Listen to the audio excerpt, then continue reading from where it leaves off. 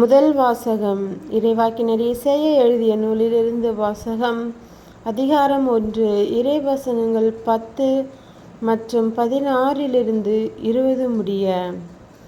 சோதோமை ஆளுகிறவர்களே, ஆண்டவரது வாக்கை கேளுங்கள். கொமோரோ மக்களே, நம் கடவுளின் அறிவுரைக்கு செவிசாயுங்கள். உங்களை கழுவி தூய்மைப்படுத்துங்கள். உங்கள் தீச்செயல்களை என் திருமுன்னிலிருந்து அகற்றுங்கள். தீமை செய்தலை விட்டொழியுங்கள். நன்மை செய்ய கற்றுக்கொள்ளுங்கள். நீதியை நாடித் தேடுங்கள். ஒடுக்கப்பட்டோருக்கு உதவி செய்யுங்கள். திக்கற்றோருக்கு நீதி வழங்குங்கள். கைம்பெண்ணுக்காக வழக்காடுங்கள். வாருங்கள், இப்பொழுது நாம் வழக்காடுவோம் என்கிறார் ஆண்டவர். உங்கள் பாவங்கள் செந்தூரம் போல் இருந்தாலும் உறைந்த பனி போல் அவை வெண்மையாகும்.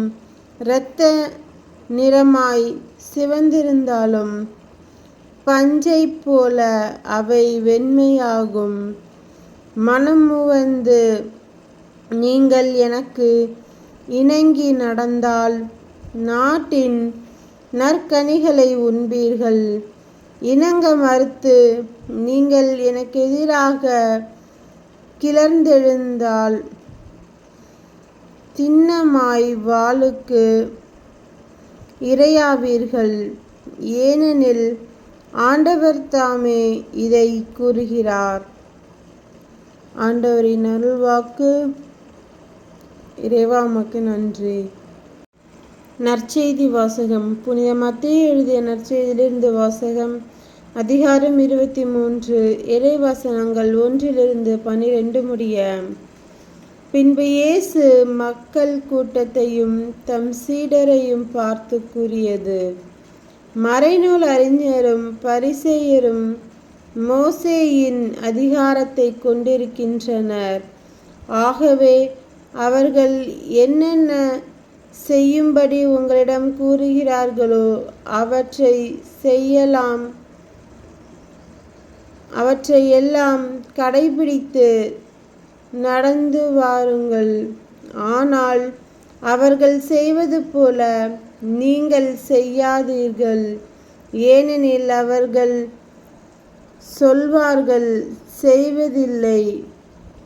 சுமத்தற்கரிய பளுவான சுமைகளை கட்டி மக்களின் தோளில் அவர்கள் வைக்கிறார்கள்.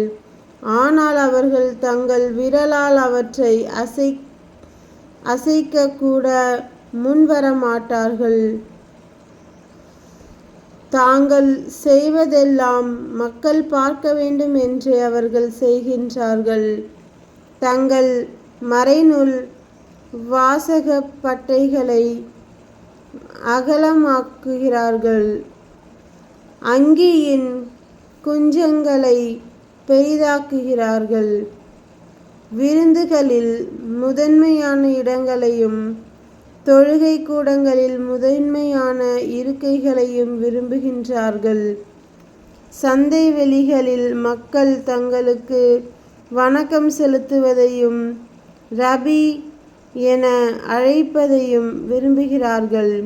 ஆனால் நீங்கள் ரபி என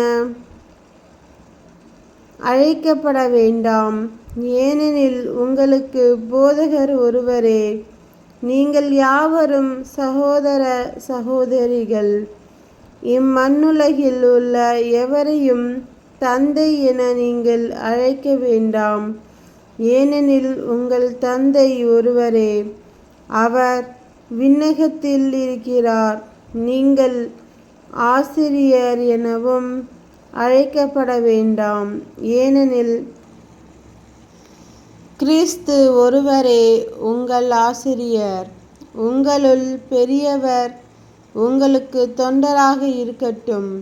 தம்மை தாமே உயர்த்துகிறவர் எவரும் தாழ்த்தப்படுவார்.